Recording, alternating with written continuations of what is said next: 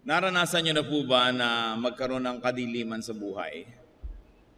Many people experience darkness like confusion, fear, hopelessness, uncertainty, sorrow, grief, meaninglessness, lifelessness.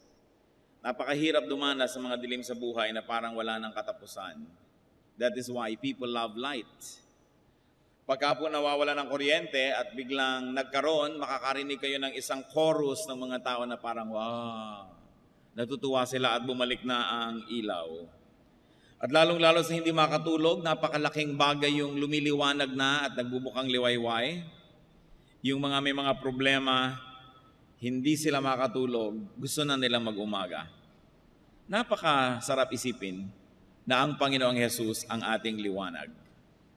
That Jesus is our light. Yan po ang ating pagtutuunan ng pansin. Jesus the light. Sa atin pong patuloy na pakikipag-ibigan sa Panginoon habang lalo natin siyang nakikilala. Aming Diyos, salamat po sapagkat kayo ay aming liwanag. Kayo ay aming kaliwanagan. Mangusap nga po kayong may kapangyarihan sa amin at ang mga kadiliman sa aming buhay ay matapunan ng inyong liwanag.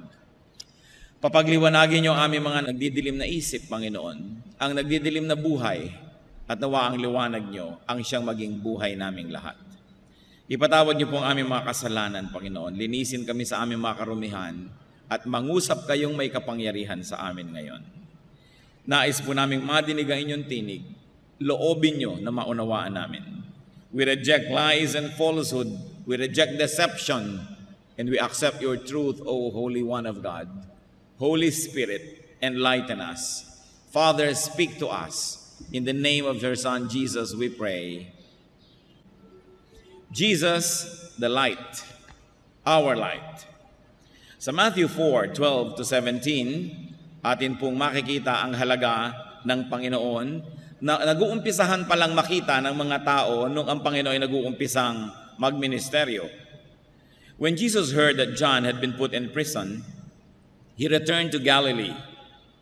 Leaving Nazareth, he went and lived in Capernaum, which was by the lake in the area of Zebulun and Naphtali, to fulfill what was said through the prophet Isaiah.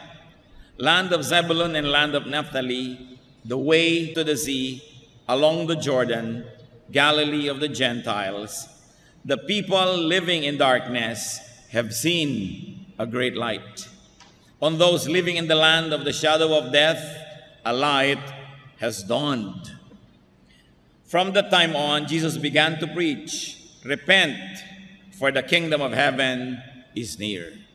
And may the Lord add blessings to the reading of His holy word.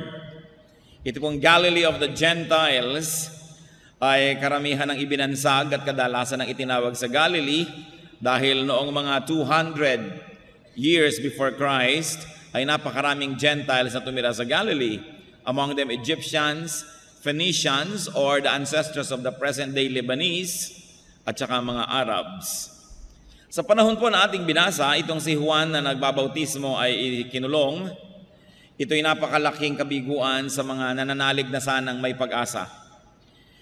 Daang-daang taon na tahimik ang langit, tahimik ang Diyos, walang propetang nagsasalita sa Israel, at tinawag ng Diyos itong si John, isang kislap ng liwanag sa napakadilim na buhay ng Israel.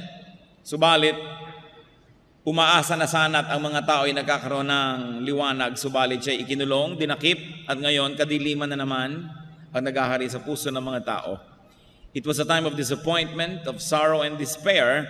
It was also a threat to the people, sapagkat malaking panganib na kung yung pinuno na si Juan na nagbabautismo ay ikulong, maaaring lahat ng kanyang mga alagad at sumusunod at nananalig ay ikulong din. Therefore, it was a time of darkness. At the time, Jesus left Nazareth and moved to Capernaum to live there. Makikita po natin na hindi naman madali sa kanyang gawin yon, subalit siya ay lumipat sa lugar na ito to fulfill prophecy.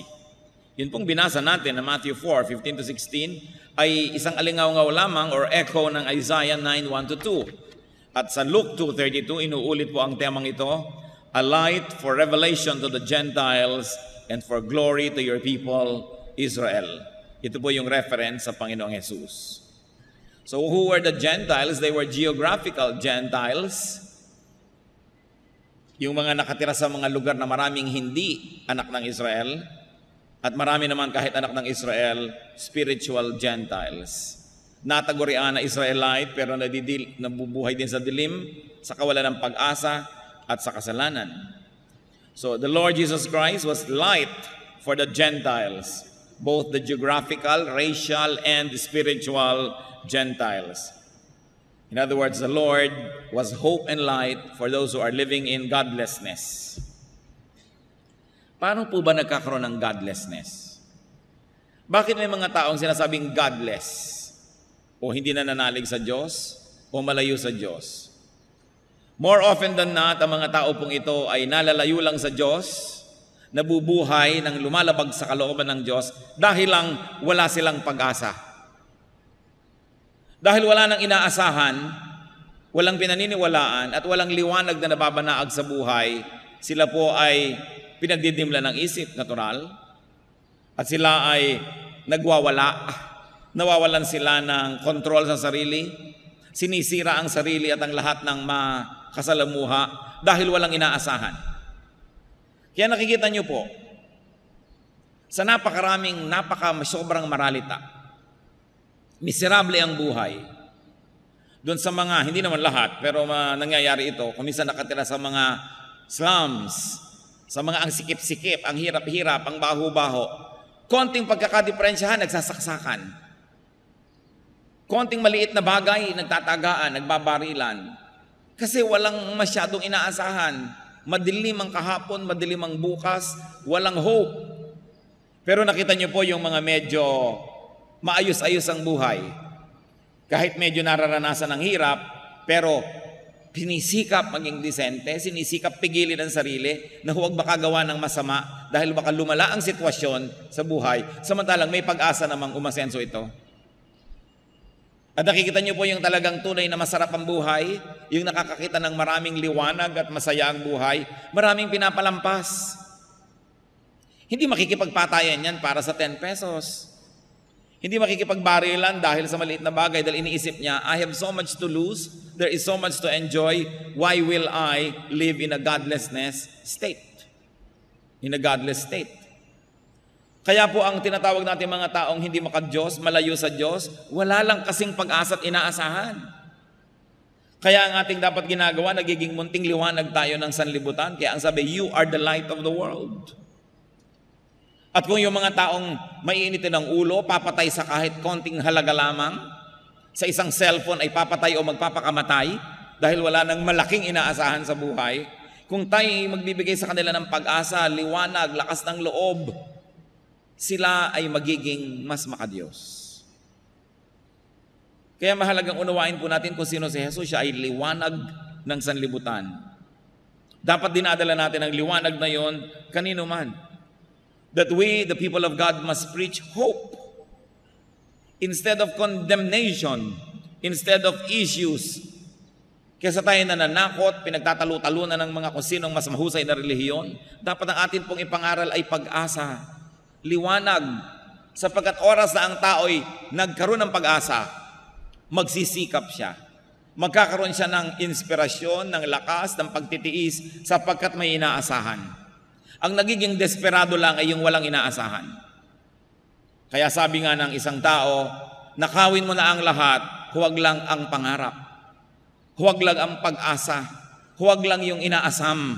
Sapagkat pag ang tao ay wala ng inaasam o wala ng pag-asang makakamit ang inaasam, sinisira na niya ang kanyang buhay, pati ang mga buhay ng nasa paligid niya. And this is what Jesus was, and this is what Jesus is. That His hope, He's the light of the world.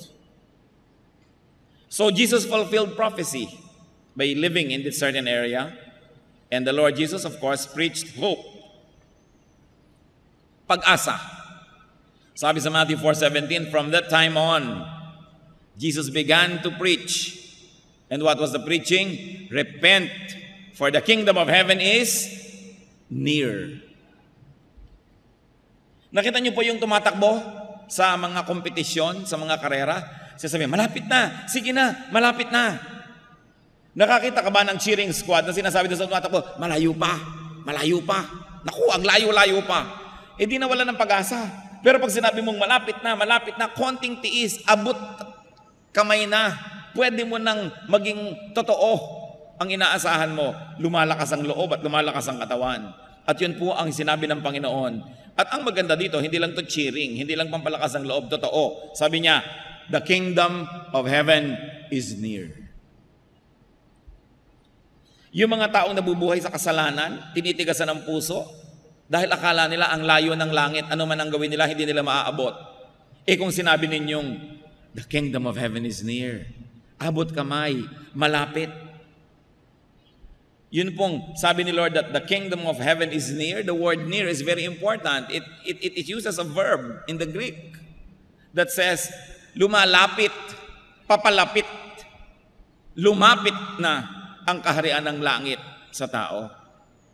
That God is approachable and that heaven is within reach. And it was for all, even for Gentiles. So the Lord preached hope, but also the Lord showed the way. He preached repentance as the way to hope. Sabi niya may pag-asa. Anong pag-asang yan? Paano kung maaabot ang langit? Through repentance. Pagsisihan ang kasalanan. Hindi na po sinabing pagbayaran ang kasalanan, kundi pagsisihan. Sapagkat kung sasabihin mo na naman sa mamamatay tao, kung sasabihin mo sa nangangalon niya, sasabihin mo sa magnanakaw, sa sinungaling, sa mayabang, pagbayaran mo ang iyong mga kasalanan at lumalapit na ang langit, baka hindi rin sila magkaroon ng lakas ng loob. Sasabihin nila, aba hindi ko kayang bayaran sa dami na. Pero ang itinuro po ng Panginoon, repent. Pagsisihan mo. Magbalik loob ka sa Diyos at ang langit ay mapapasayo. So what is so lovable about Jesus? The Lord Jesus fulfilled prophecy. He validated the prophets and Himself. Pinatotohanan niya ang sinasabi ng mga propeta. And what else? Once validated, naging madali na para sa mga taong paniwalaan siya. So 2 Peter 1:18-19, we ourselves heard this voice that came from heaven when we were with Him on the sacred mountain. And we have the word of the prophets made more certain. And you will do well to pay attention to it as to a light shining in a dark place until the day dawns and the morning star rises in your hearts. Sinasabi po dito, lalong luminaw sa amin ang mga sinabi ng mga propeta noon ay medyo malabo sapagkat mga talikhaga. Subalit dahil pinatotohanan ni Jesus, naging malinaw. Kaya dapat na nating pansinin ang liwanag na ito na dumadating sa ating buhay. Hindi po basta na lang sumulpot ang Panginoon at nagturo ng mga bagong mga ideya. Siya po ay inaglagay sa kanyang sarili sa ilalim ng prophecy. Kaya pinatotohanan niya yung mga nauna sa kanya at yung mga nauna sa kanya naman ang nagpatotoo sa kanya. Even today, brothers and sisters, it is important to check teachers, to check teachings against prophecy and the Bible. Pag mayroong nagtuturo, tingnan mo, yan ba yung sinabi sa prophecy? Yan ba yung nasa Bible? Dahil ang Panginoon man, ginawa niya po yung Bible at yung prophecy na reference para mapatotohanan kung sino siya at kung anong sinasabi niya. Huwag kayong padadala-dala kahit kanino na lang na that saith the Lord. Sabi ng Panginoon, nagkaroon ako ng vision. Kailangan i-check sa Bible sapagkat napakadaling dayain ang puso ng tao, maski malinis. Maski sinasabi niya, hindi ko gustong mandaya, propeta ako, pero siya pala ang nadaya. Kahit hindi niya intensyong mandaya, baka nilalagnat lang siya. Kaya ang mahalaga laging chinecheck because even the Lord had Himself validated by prophecy. Kaya ang sabi sa Galatians 1:8-9, tungkol sa mga bagong katuruan, but even if we or an angel from heaven should preach a gospel other than the one we preach to you, let him be eternally condemned. As we have already said, so now I say again, if anybody is preaching to you a gospel other than what you accepted, let him be eternally condemned.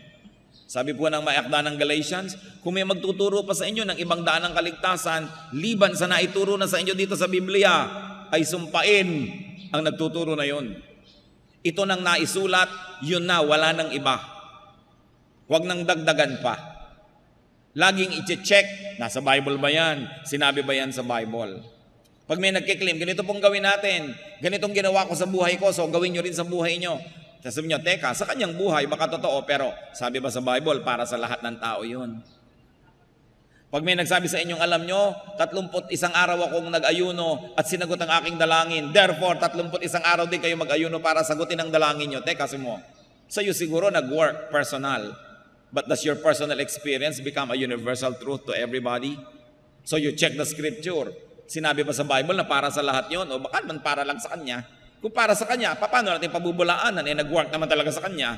Pero hindi ibig sabihin mag-work sa lahat ng tao. That's why we should be careful with our testimonies. Ang testimony ay personal lang. Noon pong yung anak ko may sakit, sabi sa akin ng Espiritu ng Diyos, huwag mong ipadoktor, akong maggagamot. At gumaling po talaga ang anak ko. Ito siya, palakpakan naman ng lahat ng tao. Therefore, pag may sakit po ang anak nyo, huwag nyo ipapadoktor. Para hindi tayo dapat gumawa ng ganong conclusion. Personal lang na experience niya yon, personal na naranasan niya, pero hindi ibig sabihin doktrina para sa lahat ng tao. Para maging doktrina sa lahat ng tao, kailangan makita mo sa Biblia ang sinabi nga, at ito'y para sa lahat ay dapat sumunod dito. Mag-ingat-ingat po kayo sa pakikinig sa mga testimonyo. Kasi ang Panginoong Diyos, may mga pakikitungo sa atin na very personal. Binibigyan ka ng ideyang ganito, kasi gusto kanyang pagpalain na ganon. Pero hindi ibig sabihin, pwedeng kopyahin ng lahat ng tao. Kaya yung mga iba nag-aaral, paano ba lumalago ang simbahan A, ang congregation B, yung fellowship 3? Tapos kokopyahin ng ibang churches, lahat ng ginawa, ay ganitong ginawa nila, gawin din natin, ganitong ginawa, gawin din natin. Hindi Iba-iba ang dealing ng Panginoon sa bawat kongregasyon, sa bawat tao. Hindi ko man nag-work yung formula na yon, doon sa lugar na yon, mag-work dito. Hindi universal yon, personal lang. Kaya mahalaga, yung kilala natin ang salita ng Diyos, ilalapat natin doon yung mga claims ng mga tao. Dahil kuminsan madali tayong mapapaniwala, lalo't nakita natin totoo nga, effective sa buhay ng iba. Gumagaling sila sa sakit nila, o yumayaman sila, o sumasaya sila. Sabi ng isa, alam nyo, ako nag-pray, 9 na Biyernes, 3:00 ng umaga, bumalik ang asawa ko. Hindi ibig sabihin lahat ngayon ang iniwan ng asawa ay magdadasal lang gano'n, babalik din. Do not make doctrines out of personal experiences. It's purely personal. Make doctrines only out of those that are validated by the Bible. Kailangan yon. Ipinakakadiin-diin ko po ito dahil kuminsan tayo nagiging emosyonal. Gusto nating kopyahin yung biyaya na natanggap ng kapwa natin. Iba-iba ang pakikitungo sa atin ang Diyos. Personal. Katulad ng iba-iba ang ating mga fingerprints. Walang magkakamuka. Napakahalaga po yun na atin ding i-appreciate tungkol sa Panginoong Jesus that He submitted Himself to prophecy. Kung siya nga nagpa-validate sa Scripture, lalo naman tayo dapat. Also, the Lord Jesus lived among the hopeless. Very important. Yung mga walang pag-asa, yung mga kasalanan, yung isinusukan ng lipunan, yung mga outcast, doon nakisalamuha ang Panginoon. Nakisangkot siya sa kanilang buhay. Hindi lang siya nakisalamuha, hindi lang nakihalubilo, hindi lang nakipagbabutihan, siya ay nakipagpalagayang loob, nakisangkot, nakisama, nakiisa sa pagdurusa ng mga tao. Kaya ang sabi sa John 1:14, the Word became flesh and made His dwelling among us. We have seen His glory, the glory of the one and only, who came from the Father, full of grace and truth. Luke 19:10, for the Son of Man came to seek and to save what was lost. And Luke 5:31, Jesus answered them, it is not the healthy who need a doctor, but the sick. Kasi kinikriticize siya, bakit ka nakikipagmabutihan sa mga makasalanan? Bakit ka nakikihalubilo sa kanila? Sabi niya, ang mga may sakit ang nangangailangan ng doktor, hindi ang mga magagaling.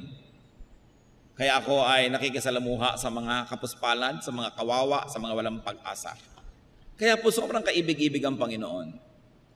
Di po ba pag kami mga sawimpalad, halos ayaw nating puntahan, ayaw nating makihalubilot, baka kamautangan, baka kamahingan, ayaw mong masyadong makipagkwentuhan ng mahaba dahil baka dumaing, baka mamaya masakot ka sa mga problema niya.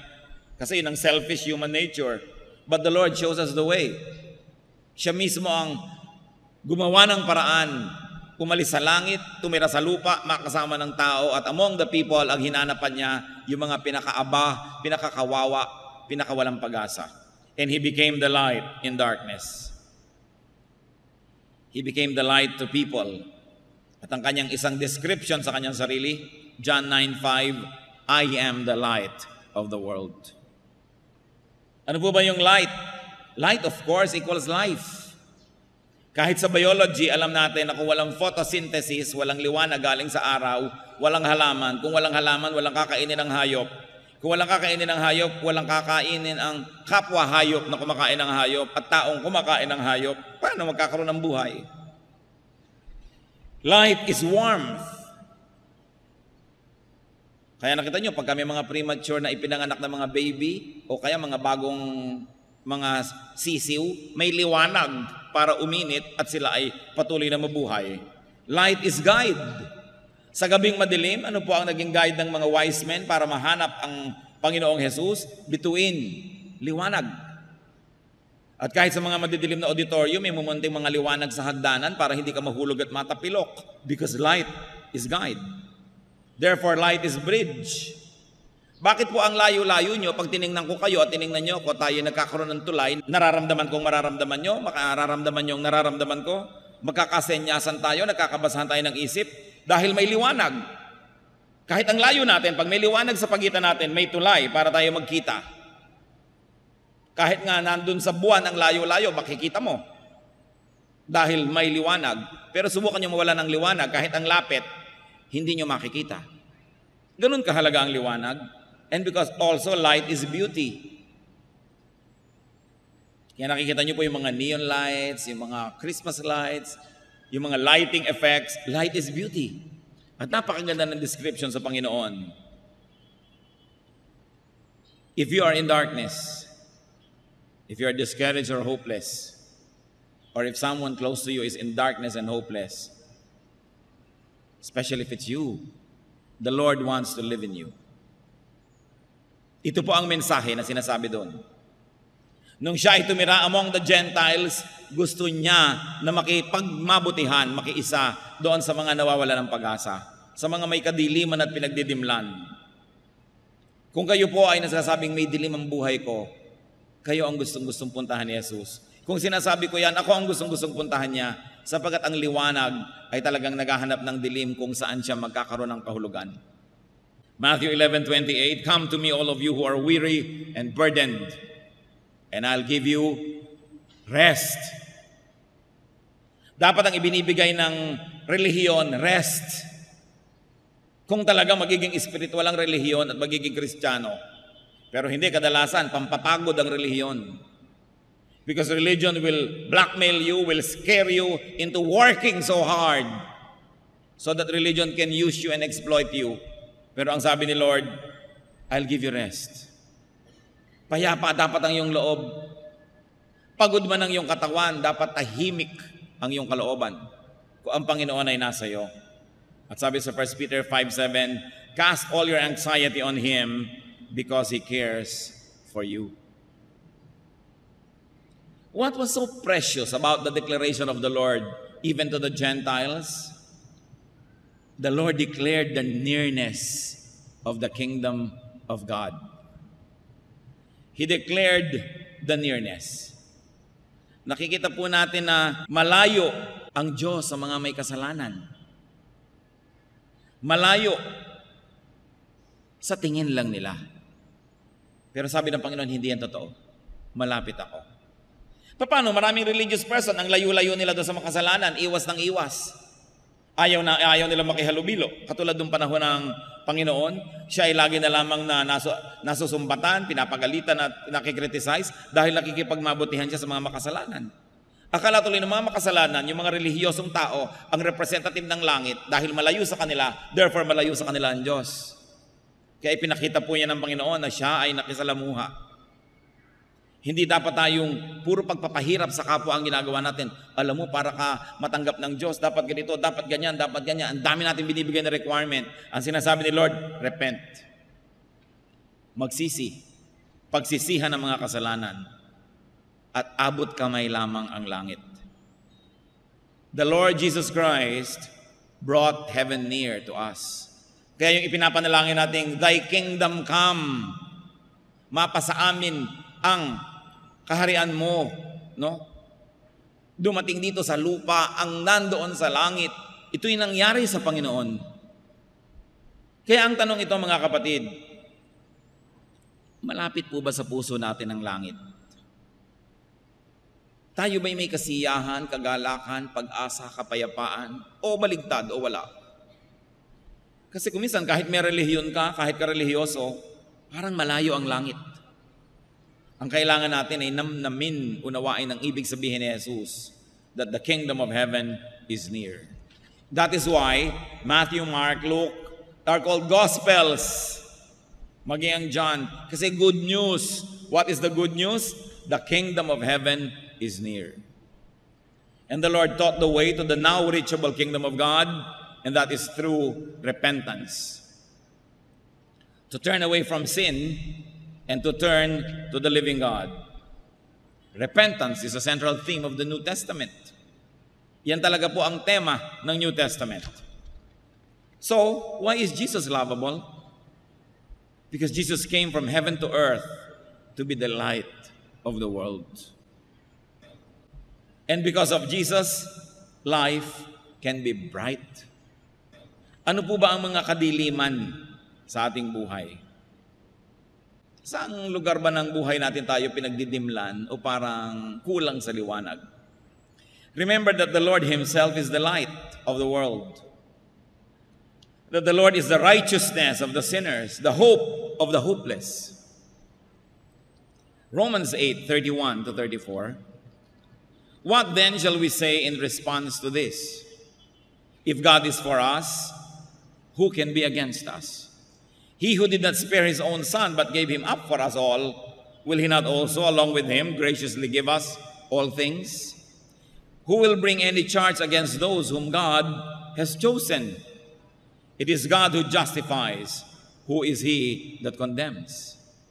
Christ Jesus, who died, more than that, who was raised to life, is at the right hand of God and is also interceding for us. So dapat wala na ang taong nasa Panginoon na nawawala ng pag-asa. Kung minsan pinanghihinaan ka lang ng loob, pero hindi dapat nagtatagal. Sabi nga ni Martin Luther, you cannot stop birds from flying over your head, but you can stop them from nesting in your hair. Hindi mo nga naman mapipigil ang ibon na lumipad sa ibabaw ng ulo mo, malaki ang himpapawirin, pero pwede mong pigilan yan na dumapo sa ulo mo at magpuga doon. Ganon din ang mga discouragement, ganon din ang hina ng loob, ganon din ang temptation. Hindi mo mapipigil na dumadaan. Kuminsan, bigla na lamang manghihina ang loob mo, bigla ka na lang matatakot. Pero dapat sandali lang yon sa mga anak ng Diyos. Kasi maaalala mong may Kristo, may Jesus, may liwanag, may pag-asa. Kaya nabibigatan ng tao dahil binubuhat niyang mag-isa ang mga dapat niyang ibigay sa Panginoon. Kaya nabibigatan ng tao, sinisikap niyang lutasin ang problema bukas ng mga pagpapalang para lang sa mga problema ngayon. Kinakapos tuloy, kapos bukas, kapos din ngayon. Today's sorrows will have enough graces from God. Today's needs will have enough supplies from God. Tomorrow will have a problem of its own, and tomorrow will have a supply of its own. Yang sinasabi, give us this day our daily bread. Hindi naman sinabing give us this day our weekly bread. Give us this day our monthly bread. Kasi iniisip mo, paano next month? Gagastos na naman ako. Magbabayad na naman ako ng rent. Bibili na naman ako ng gamot. Next month, nandun pa rin ang Diyos. Ang harapin mo lang yung ngayon, yung nandito, dahil kasama mong Diyos ngayon, ipinangako niya yon. Bakit mo lagi na lang iniisip yung bukas? Hindi naman masama siyempre mag-save kung kaya nyo. Mag-impok para sa bukas, maghanda. Pero huwag niyong pag-alalahanan, lalo't wala naman kayong hawak, wala kayong magagawa, wala pala. Ano ngayon ang iniisip niyo? Wala pala eh. Mag-isip lang kung meron, kung wala, anong gagawin niyo? Alalahanin niyo, God is here today, God will be there tomorrow. Because God is always constantly on our side. Kaya lang tayo pinanghihinaan ng loob at tinitingnan natin yung problemang malaki. Hindi natin tinitingnan yung mas malaking solusyon, ang Panginoong Yesus. Kaya tayo natatakot sa dilim, yung kaprasong dilim ang ating naiisip, nalilimot nating may liwanag kung gusto lang natin. Marami po mga bahay ang didilim, buksan lang ang bintana, lumiliwanag na. Pero kasi nakasara ang mga bintana. O kaya nagdidilim ang buhay, ang dilim, ang dilim, ang dilim. Nakapikit ka kasi, dumilat ka. At marami mga tao nakapikit kahit bukas ang mata. Walang liwanag.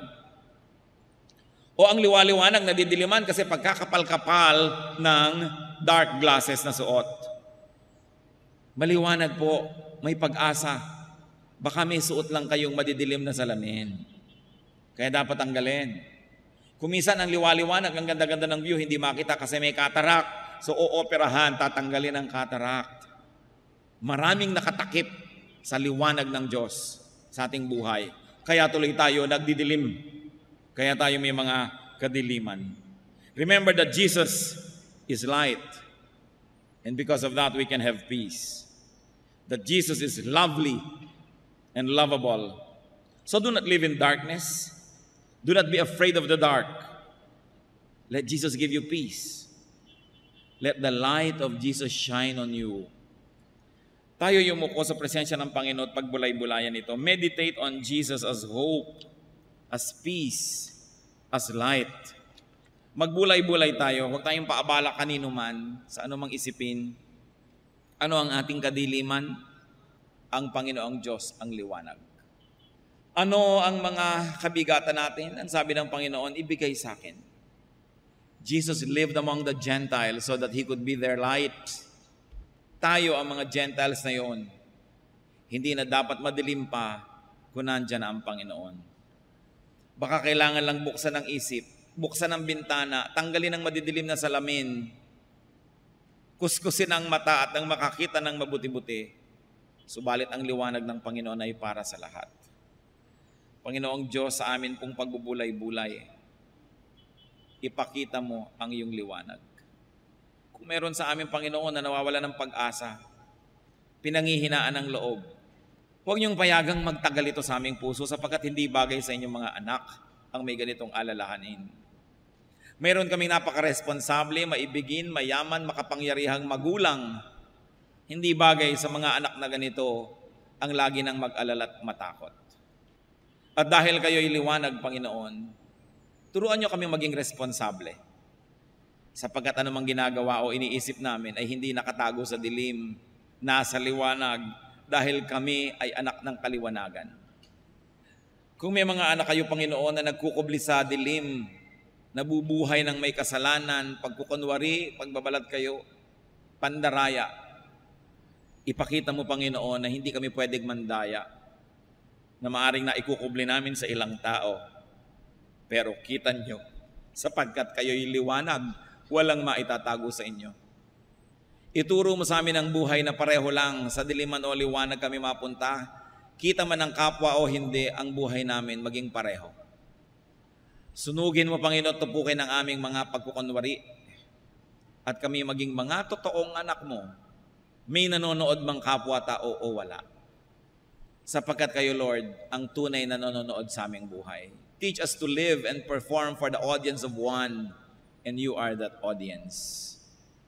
Kung paano rin, Panginoon, ang liwanag ay tumutupok ng mga gawa ng kadiliman, tupukin nawa ng iyong liwanag ang mga kadiliman namin. Ang aming mga gawa na pangkadiliman, at ang liwanag mo maging lakas, pag-asa namin. Patuloy tayong magbulay-bulay, mga kapatid. Pakinggan ninyo ang tinig ng Espiritu. Kung anong uri ng liwanag mula sa Diyos ang nais niyang tanggapin nyo sa sandaling ito. Hindi bukas, ngayon. Tatanggap tayo ng pag-asa. Kung pagbubulay-bulayan natin, tatanggapin natin ang pagpapala na ang Panginoon ang liwanag ng ating buhay.